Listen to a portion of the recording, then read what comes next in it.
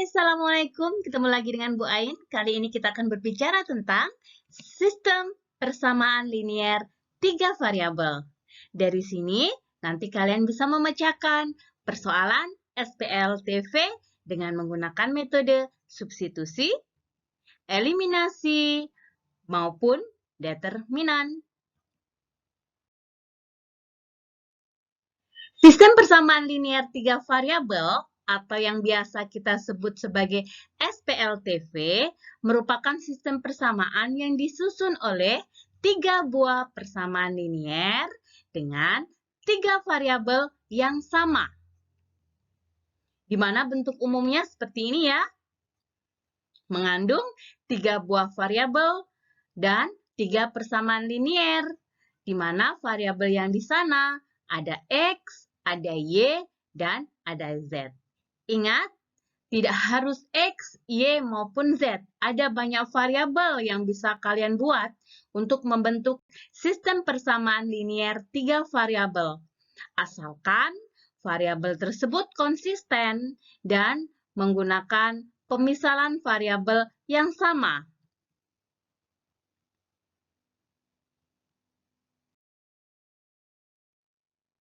Sekarang kita akan melihat bagaimana penyelesaian sistem persamaan linier 3 variabel. Tapi sebelumnya kita lihat sebenarnya sistem persamaan linier 3 variabel itu seperti apa? Persamaan linier 3 variabel itu berbentuk bidang datar.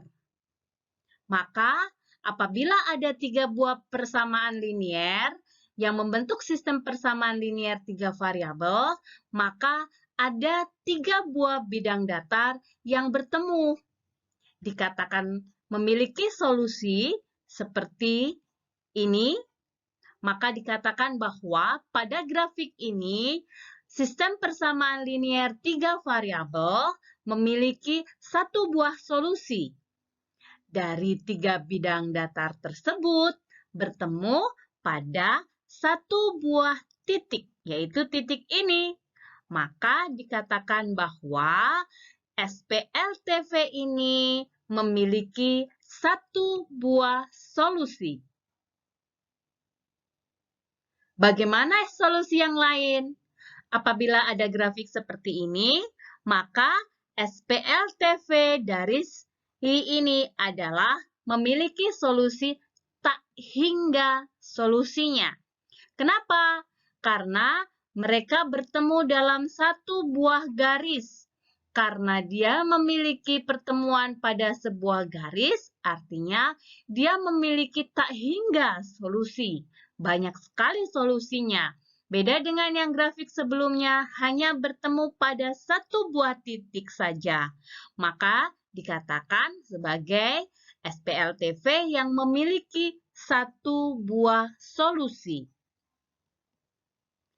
Lalu, kalau seperti ini, grafik 1, 2, 3, 4 ini, apa artinya? Kita amati grafiknya bahwa tidak ada pertemuan dari 3 buah persamaan linier. Semuanya tidak bisa bertemu.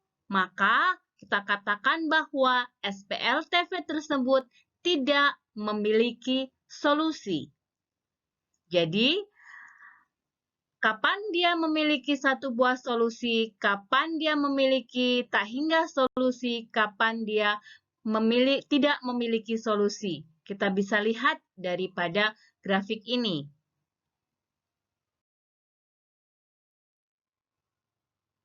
Bagaimana kita mencari solusi dari SPLTV?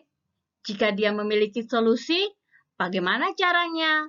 Kita bisa menggunakan metode eliminasi, substitusi, ataupun dengan menggunakan determinan. Substitusi dan eliminasi bukan hal yang baru bagi kalian, karena ketika kalian mempelajari SPLDV ketika waktu SMP dulu, kalian sudah menggunakan substitusi ataupun eliminasi. Kita akan berbicara tentang substitusi. Substitusi itu intinya apa ya? Dalam 3 variabel, persamaan linear 3 variabel, kita menyatakan ambil satu buah persamaan, dan satu buah persamaan itu kita nyatakan dalam satu variabel terhadap variabel yang lainnya. Bagaimana maksudnya? Kita lihat pada contoh berikut ini. Kita diberikan 3 buah persamaan linear 3 variabel, di mana yang pertama kita sebut sebagai persamaan yang pertama, kedua, dan ketiga. Dari 3 buah persamaan ini, kita amati siapa yang bisa kita bentuk dalam satu variabel ke bentuk 2 variabel yang lainnya. Apa ya maksudnya? Maksudnya, kita bisa membuat X sama dengan, ataukah Y sama dengan, ataukah Z sama dengan. Dari yang ada di sini, maka hal yang paling mudah adalah kita mengambil pada persamaan yang kedua, di mana persamaan yang kedua ini kita bisa mengubahnya X sama dengan ataupun Z sama dengan. Kita ambil yang X sama dengan ya. X sama dengan, kita putar di sini, maka kalau pindah ruas, maka menjadi plus 4Y, plusnya berubah menjadi min Z, kemudian di sini ada min 5. Setelah itu apa yang kita lakukan? Masukkan kepada persamaan yang lainnya. Boleh pada persamaan 1, ataupun boleh pada persamaan yang ketiga. Kita masukkan dulu pada persamaan yang pertama, maka kita ganti nilai X-nya. Kita ganti nilai X-nya menjadi 4Y min Z min 5. Lalu kita uraikan nilainya, kita kalikan 3 kali 4Y, 3 kali min Z, dan 3 kali min 5. Sehingga membentuk seperti ini ya. Setelah itu kita gabung. Yang punya Y digabung dengan Y, yang punya Z digabung dengan yang punya Z, yang angka dibawa ke yang angka. Sehingga membentuk. Nah, setelah itu kita tahu kita bisa ubah seperti ini nilainya. Boleh kita cari nilai Z sama dengan Y sama dengan. Nah, kalau di sini sebenarnya mudah karena ini nilainya 0 ya. Kita bisa mencari nilainya 7Z itu sama dengan 14Y. Maka Z-nya adalah sama dengan 2Y. Nah, dari Z sama dengan 2Y ini, maka kita bisa menyatakan bahwa kita memiliki persamaan yang baru. Kita sebutlah dia persamaan yang keempat.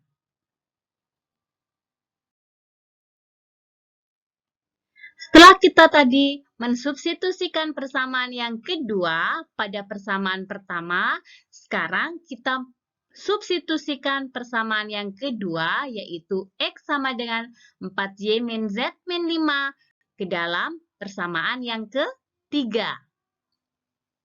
Di mana persamaan ketiga yang ini ya? Maka kita masukkan X-nya kita ganti dengan persamaan yang kedua. Maka didapat seperti ini. Setelah itu kita apakan?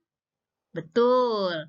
Kita uraikan di sini, kita kali 5 kali 4Y dan seterusnya, maka kita akan mendapatkan nilainya menjadi seperti ini ya. Kita gabung nilai Y-nya, yang punya Y digabung Y, yang punya Z digabung dengan Z, kemudian bilangan kita bisa oper ke sebelah sini. Maka menjadi berapa? 24Y plus Z sama dengan 26. Maka kita punya persamaan yang baru dengan memuat 2 buah variabel. Maka kita sebutlah kita di sini adalah punya persamaan yang ke-5. Sekarang kita akan mencari nilai daripada Y.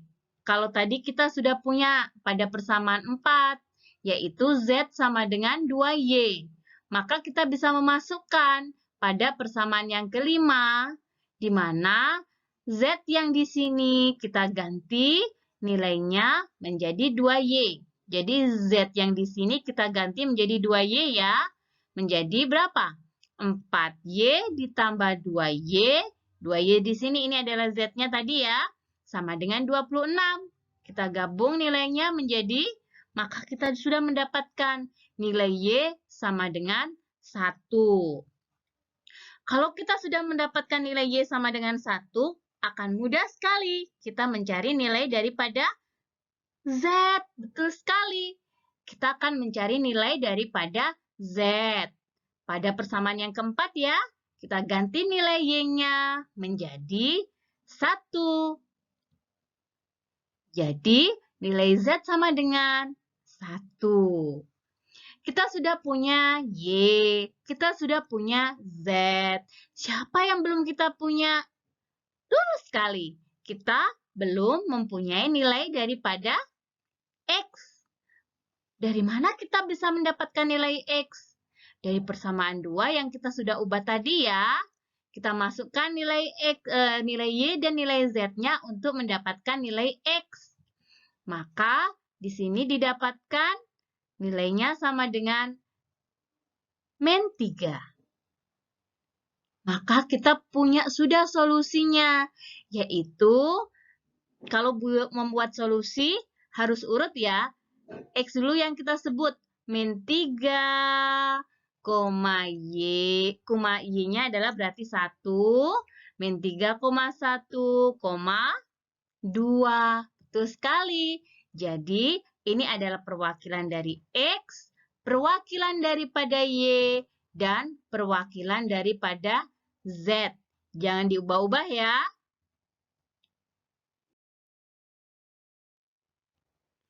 Sekarang kita masuk pada eliminasi.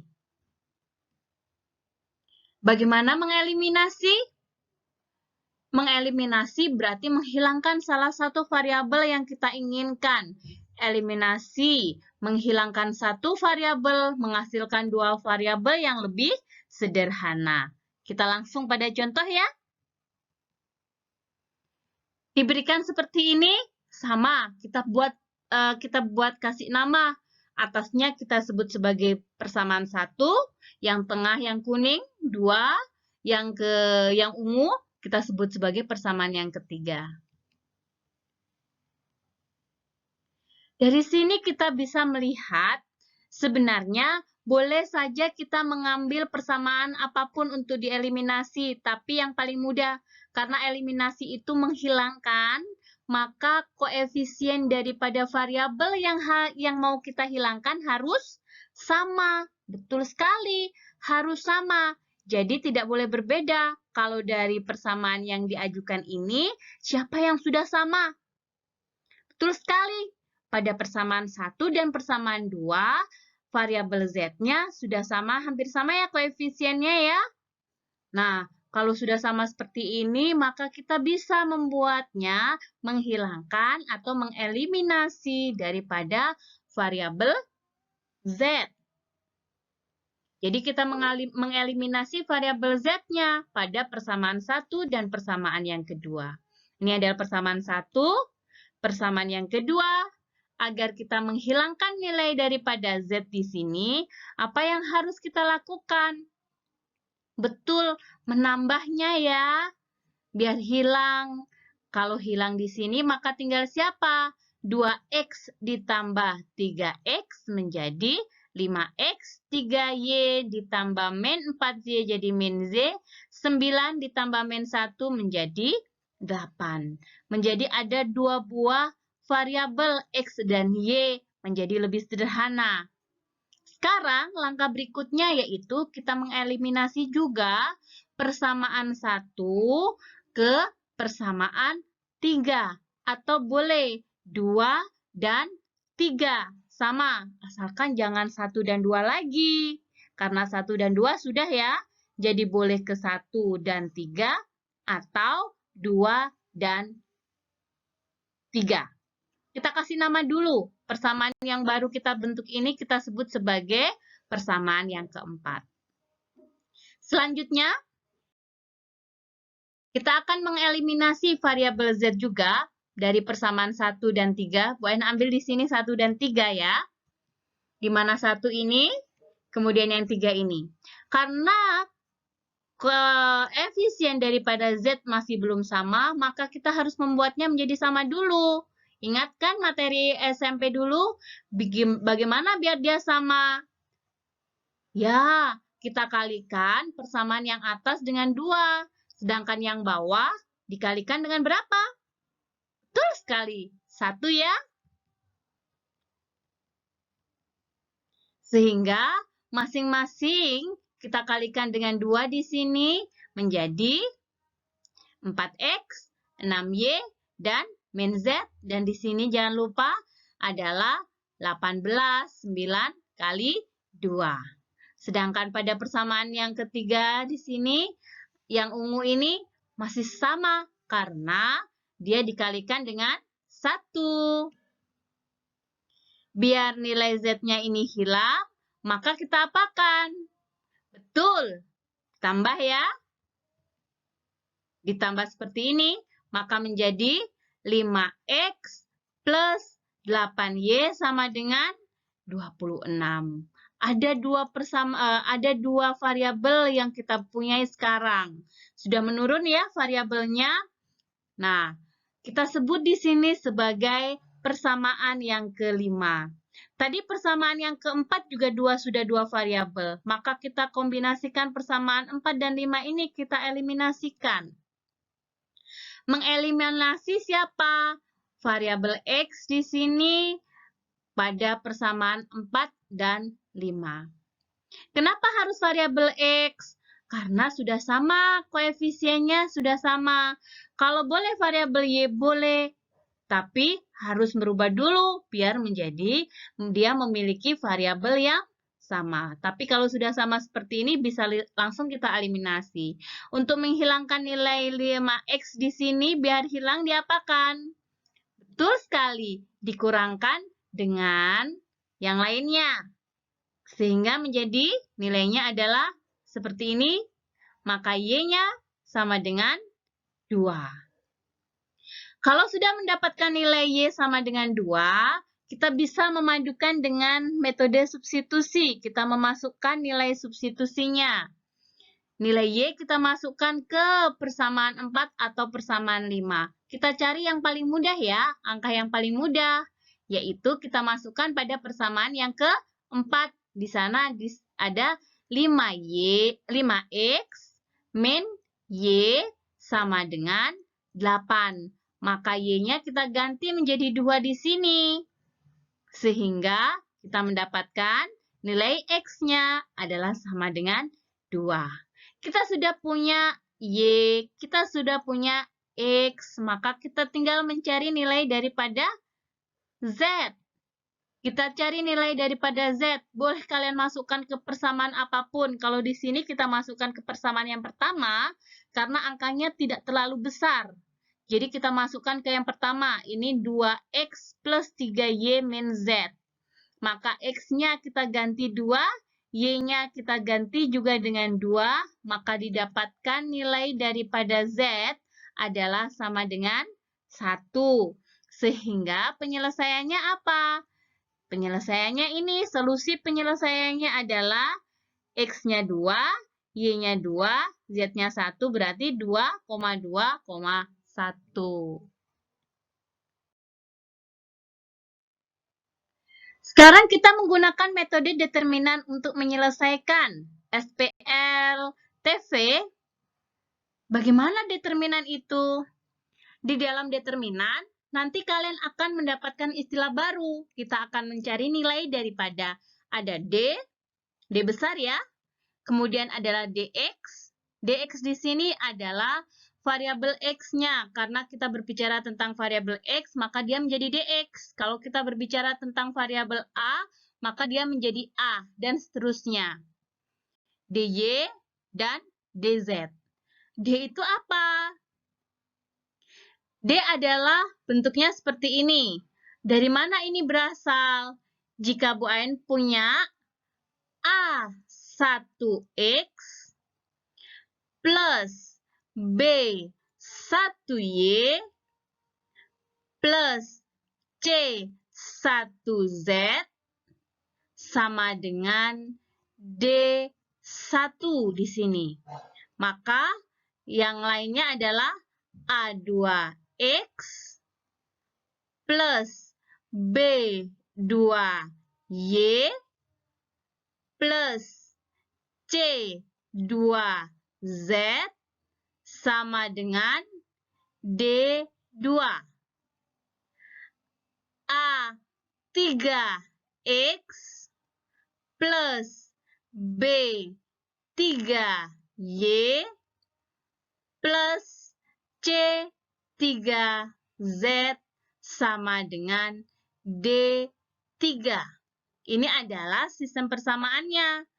Kemudian D-nya kita ambil apa? Karena yang berbicara adalah variabelnya ada X, Y, dan Z. Kita amati ada X, ada Y, dan ada Z di sini. Nah, D ini kita ambil, nilai D ini kita ambil dari koefisien dari masing-masingnya. Koefisien dari masing-masing variabel X, maka kita taruh X-nya ada di lajur ini. A1, A2, A3. Ke bawah ya. Kemudian Y-nya, lajur Y semuanya kita ambil. B1, B2, B3. Lajur Z kita ambil. C1, C2, C3. Mudah kan? Hanya mengambil koefisiennya saja. Kemudian kita kasih bantuan adalah X-nya kita taruh juga di sebelah sini, sebelahnya garis. A1, A2, A3, dan Y juga kita kasih garis di sini. Fungsinya ini untuk apa? Agar kita nanti pada masuk ke rumusnya. Rumusnya seperti apa? Kita amati ya. Sekarang kita lihat A1, B2, C3. Garis merah ini ada B1, C2, C3. Ini adalah diagonal utama kita sebutnya. B1, C2, C3. Kemudian lanjut lagi ke sini, sisi ini. Sisi ini kita sebut sisi yang plus, plus, plus. Berarti dijumlahkan. Sedangkan diagonal yang lain maksudnya seperti apa? Sisi miring ini. Yang ini, kemudian kita geser lagi. Yang ini, kemudian kita geser lagi. Yang ini adalah yang main-nya. Artinya, kita dapatkan rumus yang ini. Dari yang awal, yang merah kita lihat A1, B2, C3. A1, B2, C3. Kita kalikan. Dan bentuknya adalah plus di sini, maka depan di sini adalah dia plus. Kemudian ada B1, C2, A3. B1, C2, A3. Penjumlahan juga di sini. Kemudian C1, A2, B3. C1, A2, B3. Penjumlahan juga ya. Baru kita lanjut pada yang bagian hijau. Bagian yang hijau di sini adalah bentuknya semuanya berupa pengurangan. Bagian yang hijau pengurangan semua, di mana pengurangan dari hasil perkalian bagian yang hijau yang Bu Ayen tunjuk tadi. C1 kali B2 kali A3 dikurangkan dengan A1 C2 B3 dikurangkan dengan B1 A2 C3. Mudah kan? Nah, itu adalah yang D. Bagaimana dengan yang DX? DX diberikan seperti ini. Nilai daripada DX-nya. Lalu, apa bedanya? Bedanya karena dia berbicara tentang X, maka kolom yang X kita ganti. Yang ini kita ganti. Kita ganti dengan siapa? Kita ganti dengan nilai daripada D1, D2, dan D3. Gampang kan? Tinggal taruh aja. Rumusnya sama. Tadi dia miring kemana? Kalau dia miring ke arah kanan seperti ini, dia positif semua kan rumusnya? Ini dia positif semua, sedangkan sebaliknya dia akan dikurangkan. Jadi di sini dia dikurangkan. Kalau di arah sini dia dikurangkan. Nah, jadi nilai daripada X adalah DX. DX besar ini hasilnya ini nanti berapa dibagi dengan nilai D. Jadi D ini harus dicari terlebih dahulu. Berlaku pula yang sama pada ketika kita mencari DY ataupun DZ. Seperti ini, ketika mencari DY, maka lajur Y yang kita ganti. Di mana Y-nya adalah DY dibagi D. Bagaimana yang Z berarti? Betul sekali. Yang Z, juga bagian Z-nya kita ganti ya. Dan Z sama dengan DZ per D. Mudah kan? Kita buat contoh untuk menyelesaikan sistem persamaan linear 3 variabel. Diberikan seperti ini, kita buat nilai D-nya. Kita ambil ada 2, ada 1, dan ada juga 2 di sini. Kita taruh di sini, ya kan? Kemudian ada di sini, ada 1 ya. Kalau nggak nampak di sini berarti 1, min 2, min 3. Di sini menjadi ini. Kemudian ada berapa lagi? Ada 3. Kemudian di sini ada min 1 di sini. 3, min 1 di sini. Kemudian A-nya kita taruh translate di sini 2, 1, 2. Kemudian B-nya kita translate juga. Setelah itu, apa yang harus kita lakukan tadi? Masuk ke rumusnya. Rumusnya nggak usah dihafal. Cukup ikuti alurnya saja. Bagian ini, bagian yang ini, dan bagian yang ini kita kalikan, kemudian kita jumlahkan ya. Kemudian, bagian sisi yang lainnya, miring yang lainnya adalah bagian yang horizontal miring ke sini. Kemudian yang ini kita kalikan. Jadinya adalah seperti ini. Yang ungu dulu ada 2, min 2, min 1. Ke atas lagi, 1, 3, 2, 3, 1, min 3. Ini adalah bentuknya semuanya berupa penjumlahan. Kemudian baru dia pengurangan dengan hasil perkalian daripada diagonalnya tadi. Kita dapatkan hasilnya adalah 32. Sekarang kita masuk ketika untuk mencari nilai, karena di sini A variabelnya berarti DA ya. DA di sini kita akan cari nilai DA. Ingat, karena variabel A di sini maka A-nya yang kita ganti menjadi nilai D di sini. 6, 2, min 2. Berarti D-nya A-nya kita ganti menjadi 6, 2, min 2. Maka bagian ini pula kita ganti. Kita ganti sama ya. Baru kita selesaikan. Kita cari alurnya. Nah, seperti ini. Ini perkaliannya. Perkalian daripada determinannya. Sisi yang miring. Kemudian kita jumlahkan di sini. Kemudian baru sisi satunya kita kurangkan. Yang mana?